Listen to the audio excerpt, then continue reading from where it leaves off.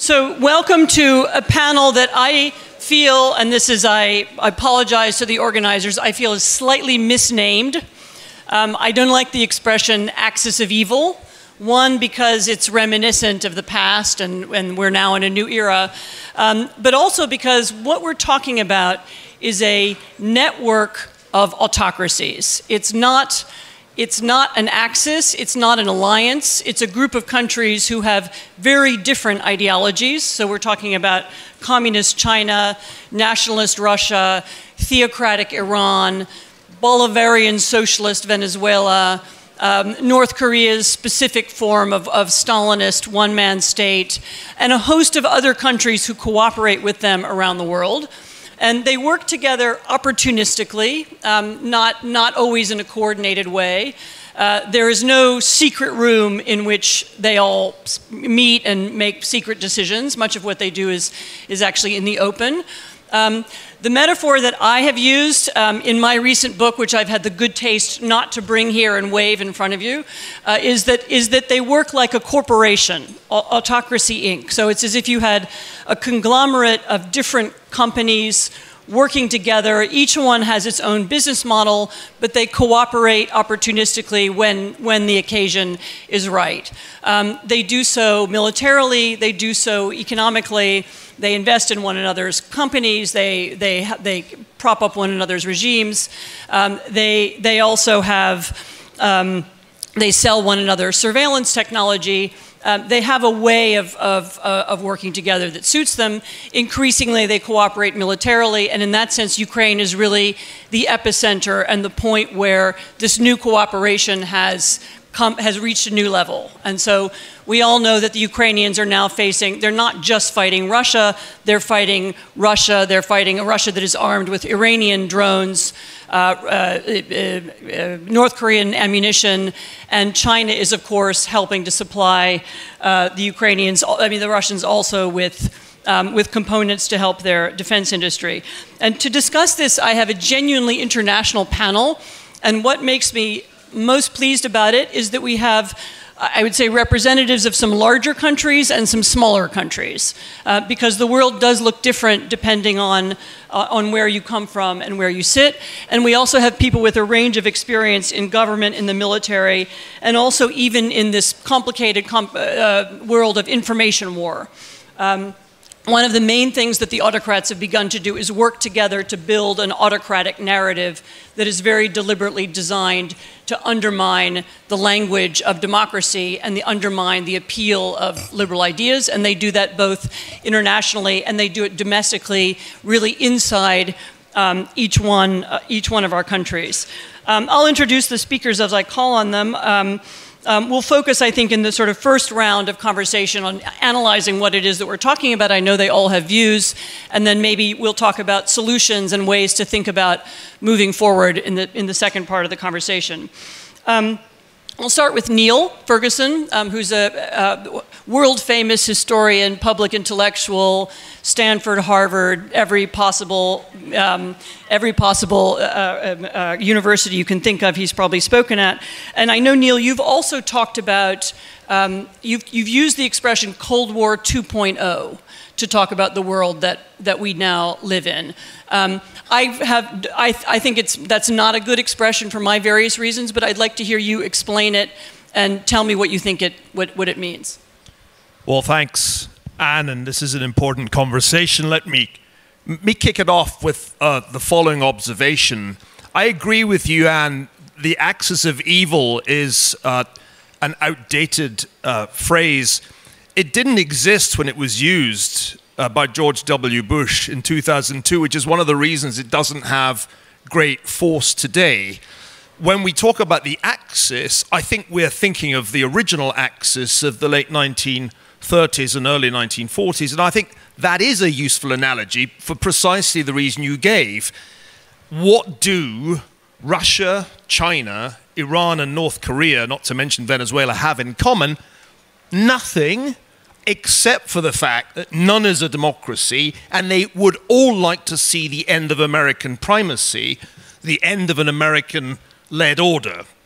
Now, the reason I think we're in Cold War II, and it's Roman numerals, not 2.0, In the same way that World War II was different from World War I, but recognizably of the same order, Cold War II is different from Cold War I, but China is the superpower, and the United States is the other superpower. It's a two-superpower world, and everything else is a function of those two superpowers' decisions. The problem, as I understand Ukraine's situation, is as follows. Ukraine is significantly outgunned by Russia by almost any meaningful measure if you just look at the two fighting powers. GDP, 11 to 1. Population has gone from 3 to 1 to 4.4 to 1 in the space of 10 years. Ukraine has a huge current account deficit, Russia a huge current account surplus. Ukraine has government debt approaching 94% of GDP, Russia 21%, and so on. So these are very unevenly matched combatants. It's David v. Goliath, but there's no guarantee of a biblical outcome. The problem is that Russia also has the axis of ill will. I'm going to call it the axis of ill will rather than evil. And that axis is doing a hell of a lot to help Russia. It is doing a hell of a lot in the sense of supplying Russia with weaponry. The reason that Russia's defense industry has been cranking out so many tanks, so many armored vehicles, so many MLRS, so many drones, is that it gets copious supplies of dual-use technology from China. The reason it can bombard the Ukrainian lines with artillery is partly that it is supplied by North Korea with ammunition. The reason it can deploy drones against Ukrainian targets is that Iran has supplied it with drones. The axis of ill will is very active, economically and in military terms. But on the other side, what does Ukraine have? Well, it has the allies of weak will. The allies of weak will talk a good game, but what do they actually do? How do they actually help Ukraine? Not in words, but in ammunition and in hardware. And if you just compare the contributions to the Ukrainian war effort of, say, Germany, with the contributions to the Russian war effort of, say, China, there's a huge mismatch. And if you don't believe me, whereas Moritz Schullerich, look at the Kiel Institute's devastating report on German non-rearmament. If you look at that report, you'll see the problem. Ukraine has allies, but they have weak will. They are not turning their words into armaments and ammunition. And that is the central problem that we confront. I'll say one last thing. Our sanctions regime has become a farce. Russia's fossil fuel exports and the earnings from those exports have barely been reduced since the outbreak of this war. Gas may be down, but LNG is up. Consequently, Russia's state revenues from oil and gas are in fact up relative to the pre-war. And if you look at the charade of Western sanctions, let me just give you a couple of examples. Yes, fewer Greek-registered ships are exporting Russia's oil, but a whole bunch of mysterious shadow ships seem to have taken their place, so the exports continue to flow. German exports to former Soviet republics, such as Kazakhstan, Tajikistan, and so on, have soared since 2021 in ways that I think are not plausibly explained by miraculous economic growth in Central Asia. These exports are going to Russia via the Central Asian states, not to mention Georgia. So we have an axis of ill will that is strongly and effectively supporting the Russian war effort, and allies of weak will that talk a good game but do not remotely match the support that the Axis is giving to Russia. And that means if we carry on down this path, ladies and gentlemen, if you project forward another 12 months, the kind of scenarios we talked about yesterday look increasingly remote. And the scenario of a victory ground out by attrition by the Axis over the Allies becomes not just the worst case scenario, but I'm afraid the most likely scenario. Thank you.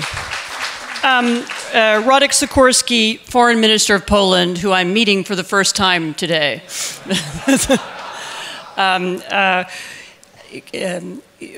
Poland is a key member now of the Democratic Alliance, both in terms of its military contribution to Ukraine, in terms of its financial involvement, its economic relationships with Ukraine, but also as a player now in a kind of international information war. And this is something that both in terms of the arguments about Ukraine, but also internally in Polish politics. There was a recent election that was won partly on arguments for democracy and for liberal values. So you've just heard Neil describe the International Democratic Alliance as weak and divided. What is Poland doing? Poland is a smaller country. It's not a world power. It's part of a number of alliances. How do you see the conflict and your relationships with the alliance of autocracies? I'll get to that, but I will comment on Sir Neil's points and I want to reinforce some of them and disagree with others. So I don't think it's fair to compare Europe's contribution to Ukraine with China's contributions to Russia, because we've actually spent our own money on helping Ukraine, 120 billion euros and counting. China is making money out of its trade with Russia and is actually taking over markets for consumer goods or for cyber products that used to be ours. So China is getting itself a vassal on the cheap, in fact, enriching itself in the process. From their point of view, what's not to like? On the other hand, on sanctions, it's even worse than you think, Neil, because you said that dual-use goods are flowing to Russia via Central Asian states. And these statistics of supposed spikes in European trade with Uzbekistan and Tajikistan are indeed impressive. What's actually happening is worse. Tajikistan and Uzbekistan are in the documentation. The stuff is going directly to Russia, supposedly in transit to Central Asia. This is how pathetic our sanctions are. And we could do better. I've bored down into this. The legal authority that we as the European Union have over any entity that has ever used the euro currency or that has ever done a trade with a company or an individual in the European Union is the same as the United States has over transactions in the dollar.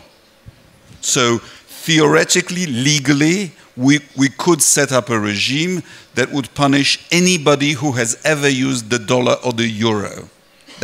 That's a powerful weapon. What is missing on our side is the enforcement mechanism. So the Americans have a huge department at the Treasury where hundreds of people are tracking transactions worldwide. With us, Mr. Sullivan in Brussels has a staff of 12 people, and enforcement is delegated to the member states, some of which do not have the bureaucratic capacity or even the teams that would do that. And this is what needs to be changed, because this would be the easiest way to do it. On preparedness, an important British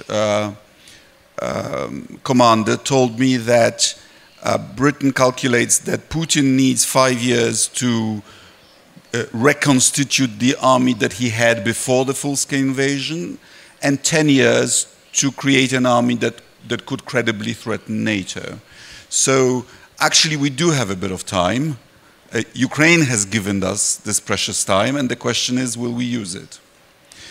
On Poland, I think our most useful role in the info war is to talk to the horribly named Global South.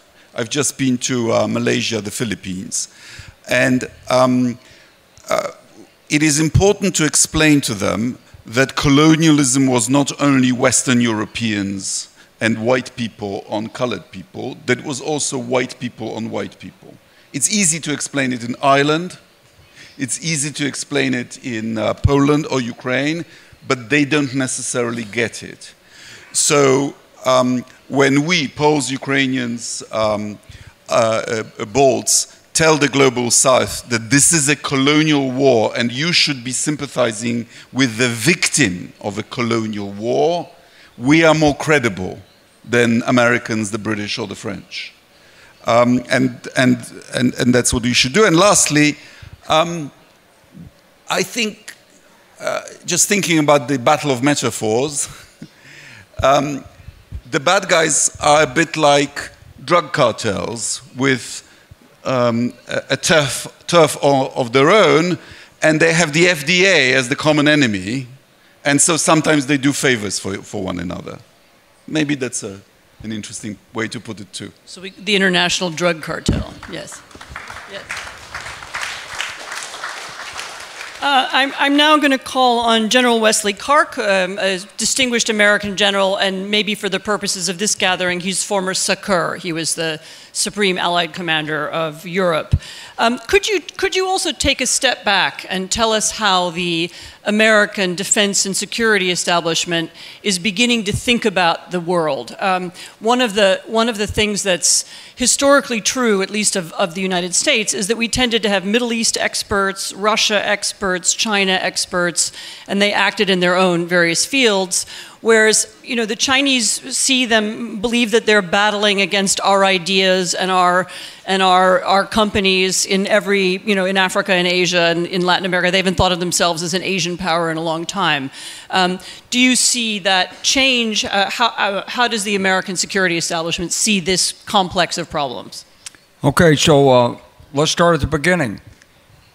The Soviet Union came apart. The United States was without a national security strategy. We did peacekeeping, we worked in Europe, but we never went to the American people with any strategy. We just stumbled through. 9/11 happened, and suddenly we were at war. At that point, it all became about terrorism in the Middle East. Afghanistan was, we had to do it, but we could hardly wait to get back and take it out on Saddam Hussein. It's like a man told me at Davos in 2003, he said, please, you're a general, explain to these people, the road to Jerusalem runs through Baghdad. And so this became all caught up in American domestic policy. It became caught up in a struggle for the support of the Democratic Party or Republican Party and so forth. In 2009, we had a new president. And he said he wasn't going to repeat old mistakes. He had a good idea. He looked at the economics. He said, this is about Asia. And so there was a private meeting between the Americans and the Russians around 2011 at the very highest level. And it went like this. Now, we're interested in space and Asia. We're not worried about Europe, but don't mess with us in space and Asia. You can do what you want. And this was the open door for the German-Russian strengthening of the economic relationships, the energy dependence of Germany on Russia, and the disinterest of the American security establishment. Now, military guys, my era, we spent half our time in Germany. We love Wiener Schnitzel. We love going to those pubs that Mike Pompeo talked about. We had our Kameradschaft with our partnership German units, and the German units were great units. And we even talked about Now, I never met a German who fought Americans in World War II, but I met many who fought on the Eastern Front, and we had a lot of good exchanges with them. That all disappeared. Guys from Mike Pompeo's generation on, they're all counterterrorism, Middle East focused, thinking about Iraq, how to use drones because they have no competition and so forth. And then they got a mission to go against China. The Marine Corps got rid of its tanks. It's going to have isolated groups firing long-range missiles at ships that are sailing 500 miles away in the South China Sea. The Army realized it didn't need heavy forces as much. It got rid of them. We had 4 divisions, 2 independent brigades, 2 armored cavalry regiments here in the 1980s. We're down to a rented 1 armored division that rotates in and out, and some other lighter units, and a hospital and some logistics. The United States made in my view, critical mistake in misunderstanding that if you want to manage China, you must have Europe. And so if you don't mind, Ann, I'd like to just expand on this a little bit. You can't have Europe if you turn your back on it. It doesn't work. And yet, I still hear members of the American establishment coming to tell the Europeans, you people are going to have to do more for yourselves over here because we got to handle China. It's exactly the wrong approach. What we need is a complete condominium of interest, security, economic, technical, military, cultural between the United States and Europe. Then you have the total package to be able to say to China, look, it's a big world. We can all get along. There's no reason to fight about things. Let's go to the moon together. But right now, we're not seeing it that way. And that's the problem. And it's as though it's really unfortunate that Ukraine is here because it's really distracting us. We'd really like to focus on China, and you people keep telling us to give ATACMS and tanks and training and F-16s and stop. I mean, we've got Congress telling us, I'm just saying what the Congress says, you got to be ready to fight the Chinese in 2 years. And we just heard Admiral so-and-so say the Chinese 2027, and this Air Force guy says they're coming after us. So it's a very confused dialogue in the United States. But here's my message. There's one way forward. Number one, America has to understand its future is locked in step with Europe unless it wants to be an isolated country out there on the fringes. That means labor standards, environmental standards, technical standards, not just military. We got to get closer together. Secondly, there's no bypassing Ukraine. Ukraine is not a speed bump in the way to dealing with China. Ukraine and success here is fundamental to dealing with China. And it starts with the articulation of a policy. And I'm sorry, but staying as long as you want, as long as it takes, and saying, but we don't want a confrontation with Russia. That's not a policy. That's a political statement. Thank you. What's the policy? Russia leaves Ukraine, reparations, all people return, war crimes committed. That's the policy. And then you sit down and develop your requirements, the military requirements as well as the diplomatic requirements. You develop those requirements the same way we developed Operation Overlord in World War II to cross the British Channel. And I promise you, you develop those channels. Mike Pompeo just told you, Putin's a risk calculator. You develop those requirements, you start fulfilling them, you're going to find Russia suddenly very interested in negotiations and would like to have some Western development support. Thank you.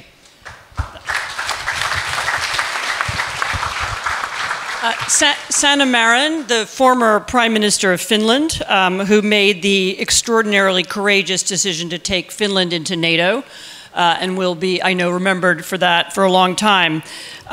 Could you talk about both the significance of alliances in this new world, but also we were speaking just before the panel about the information war. So there is an information war. There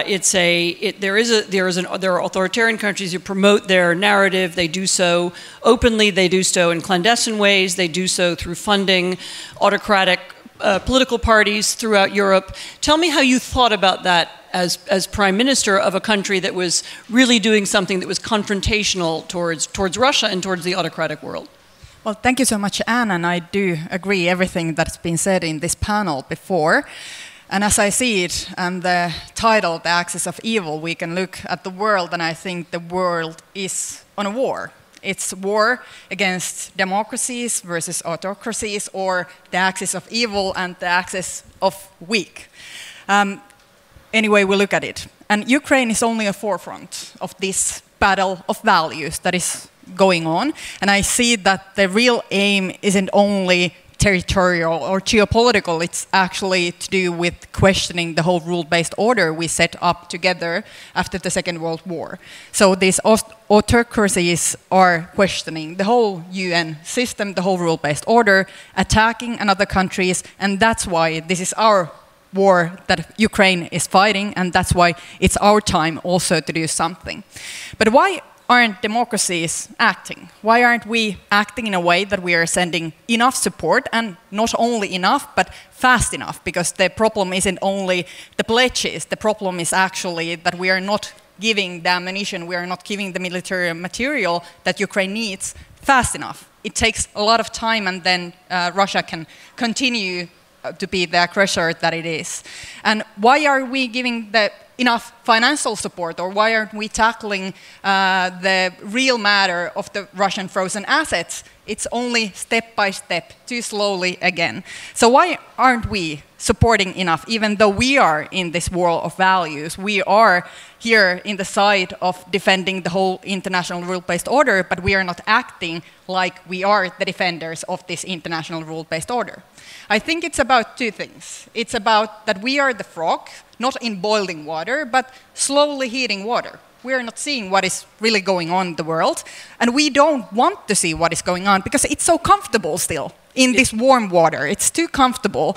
And we are trading with China, we are trading with different countries that have totally different values and interests that democratic countries are, but we are comfortable with this trade, we are comfortable with this economy side, we are comfortable of thinking the world as we want it to be, not how it really is.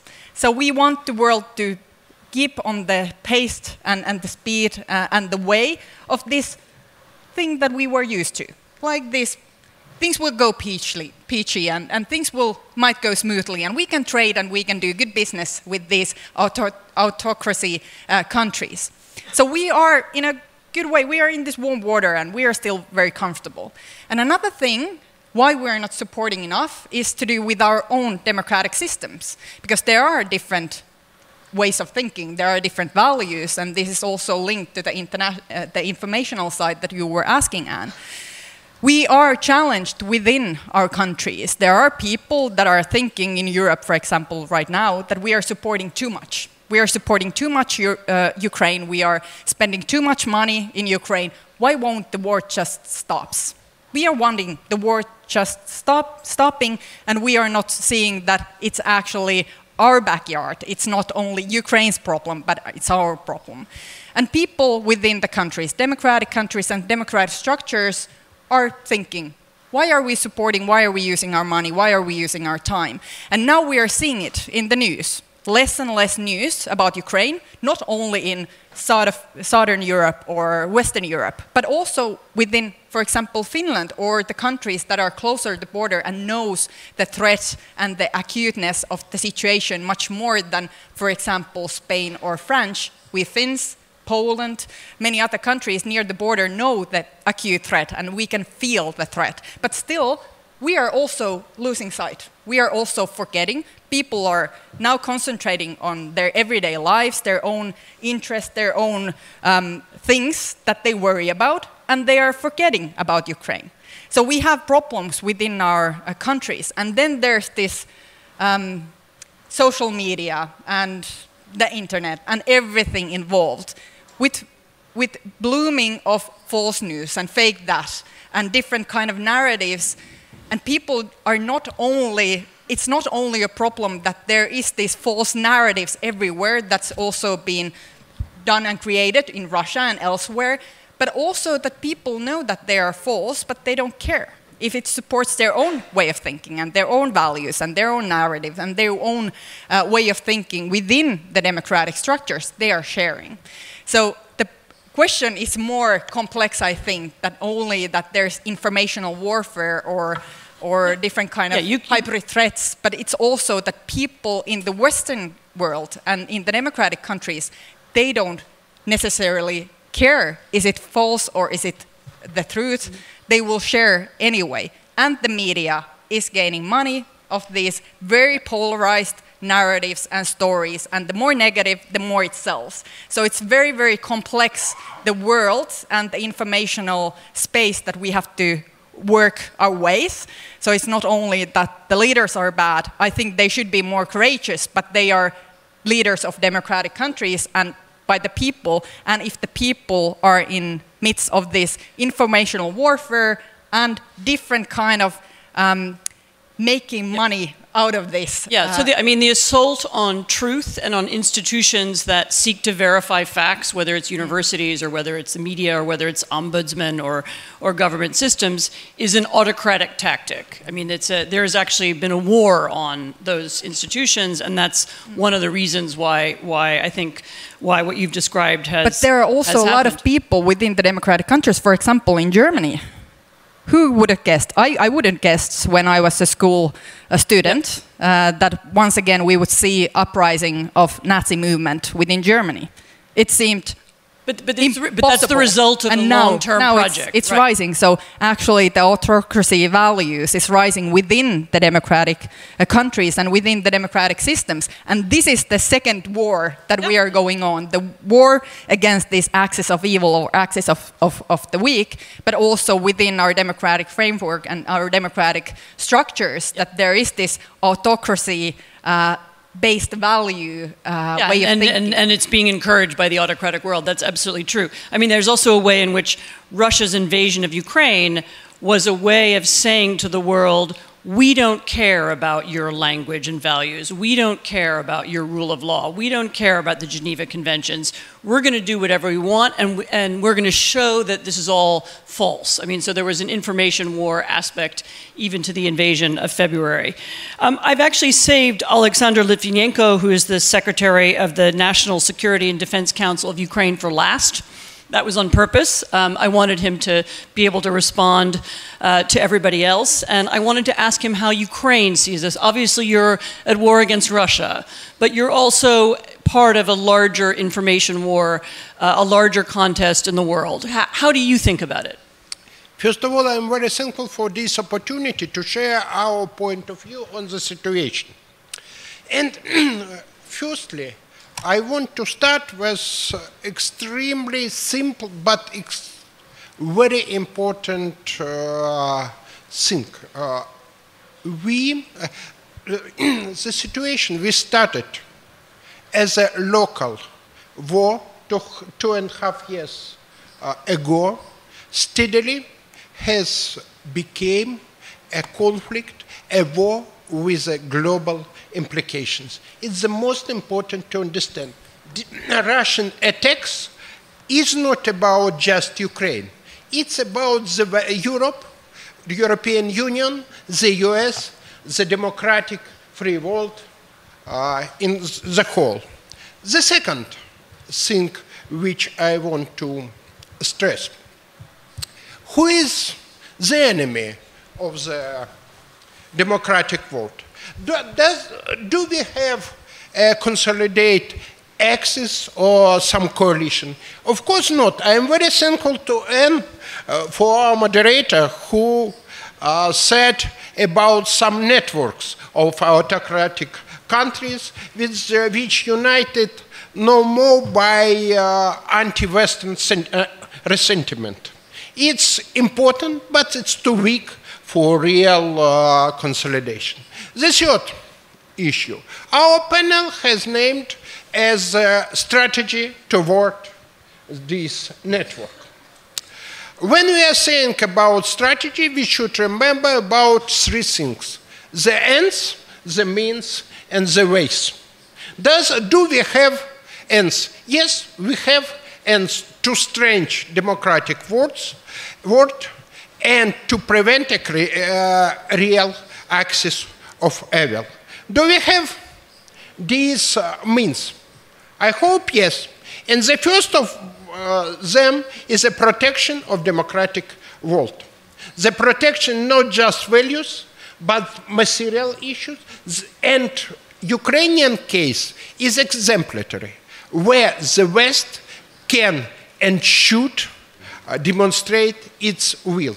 Yesterday, President said many times about long-range weapons, etc. I should repeat this. The West, it's very important to demonstrate the will for leadership, the will for fighting, the will for winning.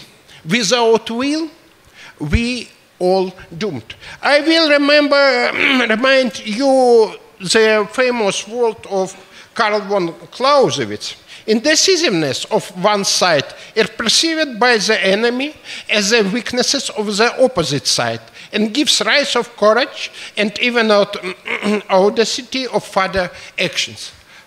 Absence of will to react, weakness of respond, it strongly perceives by such as weakness, not just in Russia, but in other countries.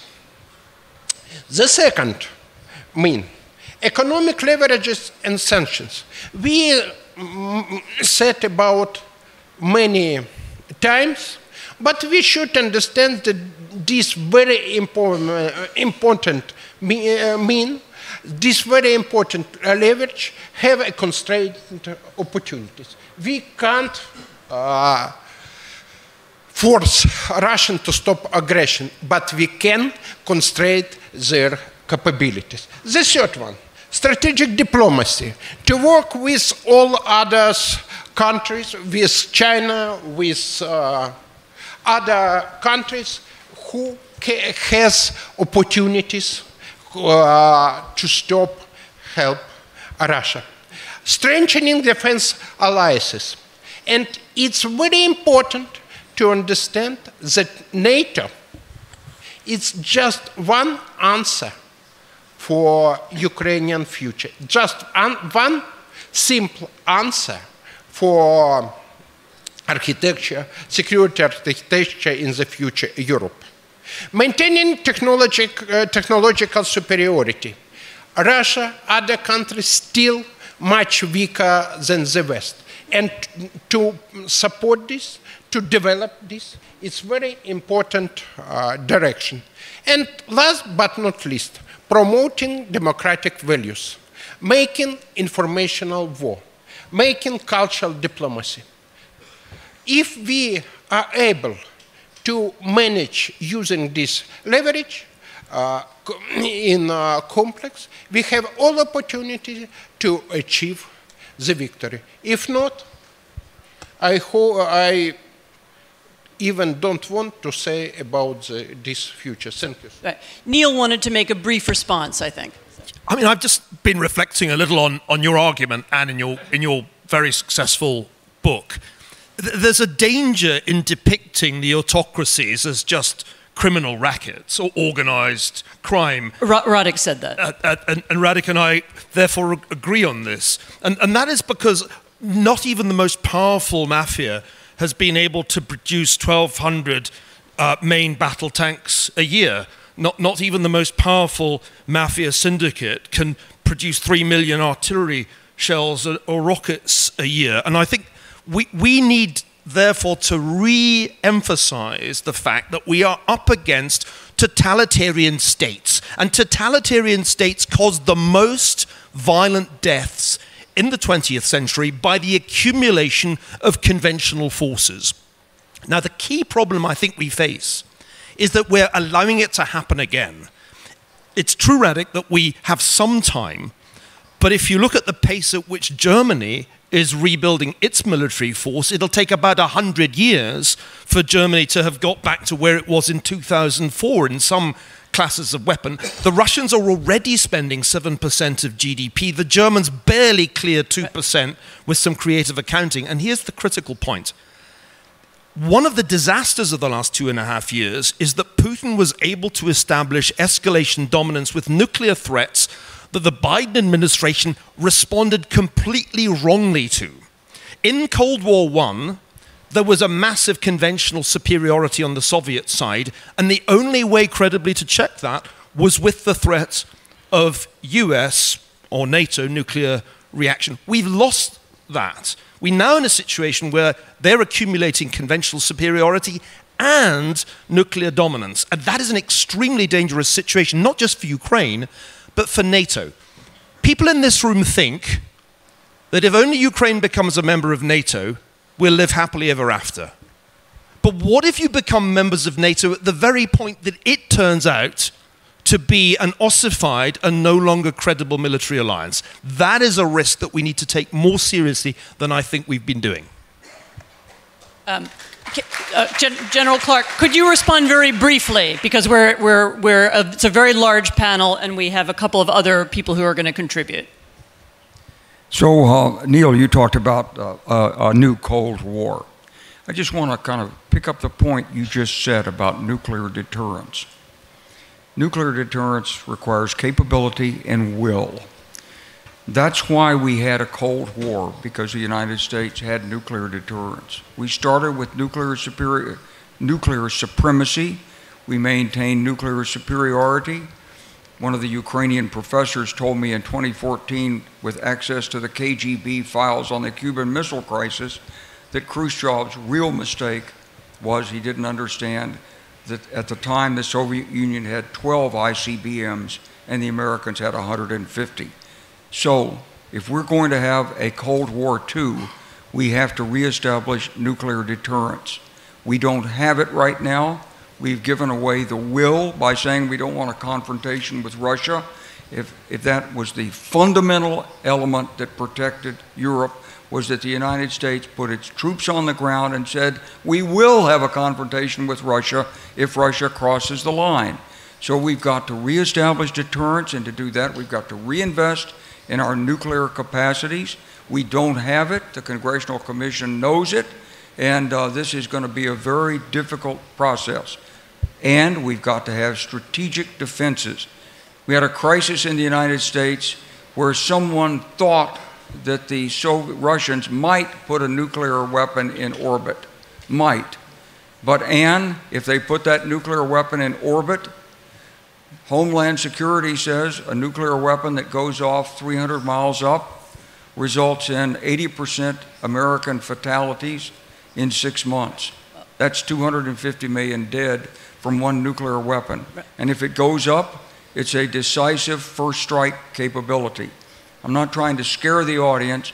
I'm telling you that it's a lot bigger issue than simply providing long-range ATACMS to Ukraine. Yep. Thank you.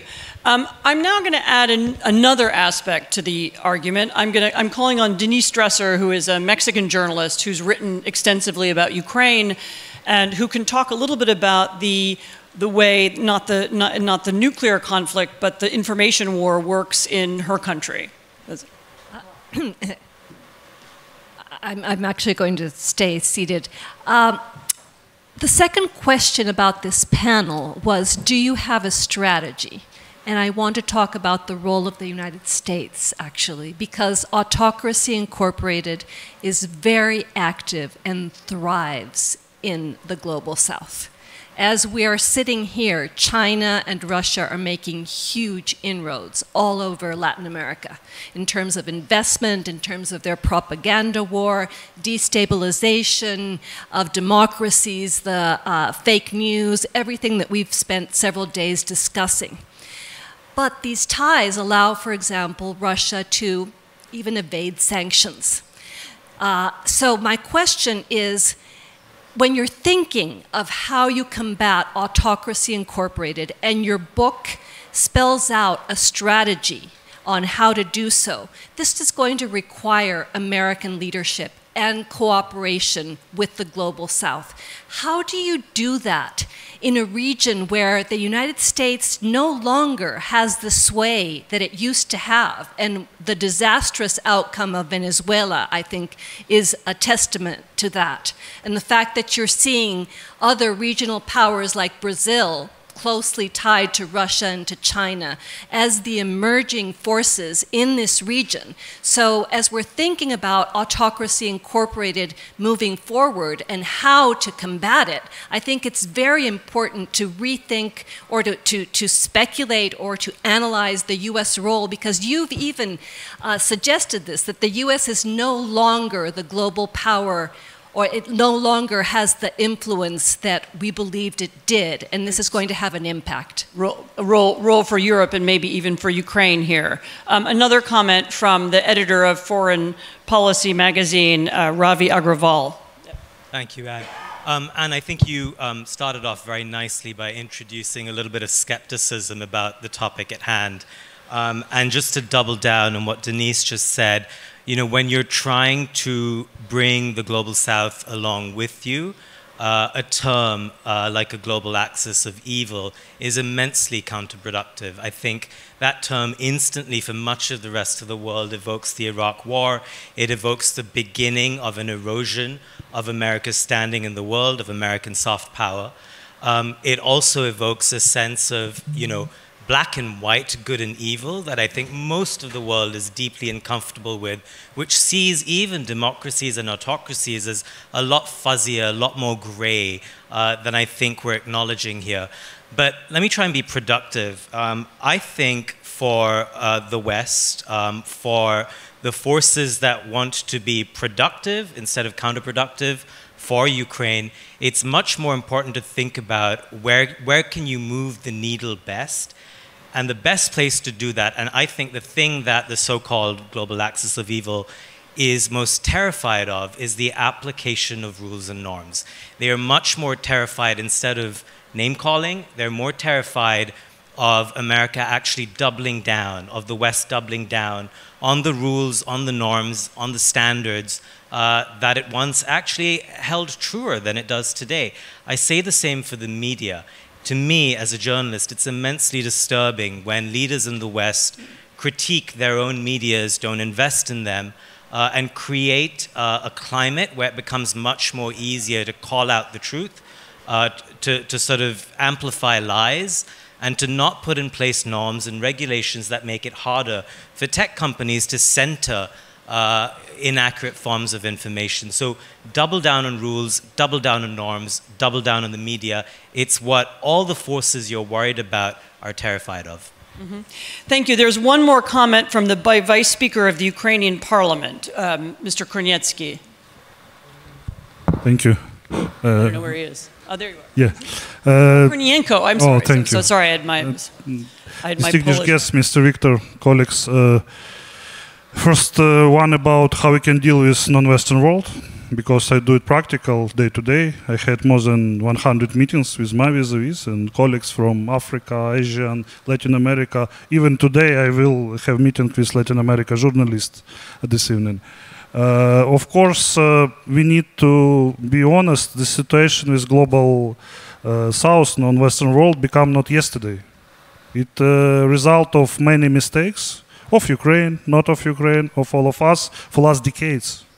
And if we talk about some fixing it in very fast mode, we need very active and very, maybe some creative steps, like collaboration between Ukraine and Western countries, like we do by our program Grain from Ukraine, when Western countries, charity, paying for Ukrainian wheat, and we send it to poorest country on Africa. It works very, very well, because for global South countries, it's very understandable language. Second thing, maybe more wide, more philosophic, but it's about how we can return respect, not only to international law, but to Western world. Because this evil axis, or someone we can call it anyway. But it's what they do. They all times send disrespect to not only to international law, but to Western world, to Western values, to Western countries. I think we can return respect to democracy values only if Western world start to be very clear with recognizing evil and good on level like black and white. If Western world support Ukraine, I think it's very, very, very bad to trade with Russia in one moment. So, right, support for Ukraine is a way of winning the information war as well. We have very little time left. Unfortunately, we had a very large panel. I'm going to somewhat unfairly call on the two sort of current NATO leaders here, Sanna, Marin, the former Prime Minister of Finland, and Radosław Sikorski, to respond to those comments. Sanna wants to go first. Well, if I start, and I know we have a limited amount of time, why don't we have a policy and why don't we have a strategy? I think the main reason is that we don't know where we are and what the world is. We don't know that there is this war of values going on that I spoke before, and we don't recognize it. And I think it's the similar situation that what happened 2014 in Crimea, and why didn't we react then differently? I don't think that we would be in this war in Ukraine right now if we reacted differently 2014, but we didn't take it seriously enough. Just some sanctions, not real actions, and business as usual. And I see that we are right now in the similar kind of situation. We see that there's war in Ukraine. We see that there's different kind of threats from these autocracies worldwide. We know that the geopolitics is shifting, but we are not reacting. We are thinking maybe things will go the way we want it to go, and we are not reacting now. And what will happen? Right. And why we don't have a strategy, because we don't have the understanding and we don't have the the realism of the situation and the acuteness of the situation. And what will happen if we don't find that realism right now? Okay. We will end up in a situation where we'll have wars and wars ahead of us. We will have economic downturns. The democratic countries will cripple within because we are living in different systems than the autocracies or this kind of like... So your solution is recognize the problem. Right. Recognize the problem and then take it as serious to fix it right now, because we don't have the luxury of time of waiting 10 years and then do something. We have to do something now. Radek, your solution. You have 30 seconds. I disagree with people who say we don't have a policy. I'll tell you what my policy is. My policy is Putin loses, Ukraine wins.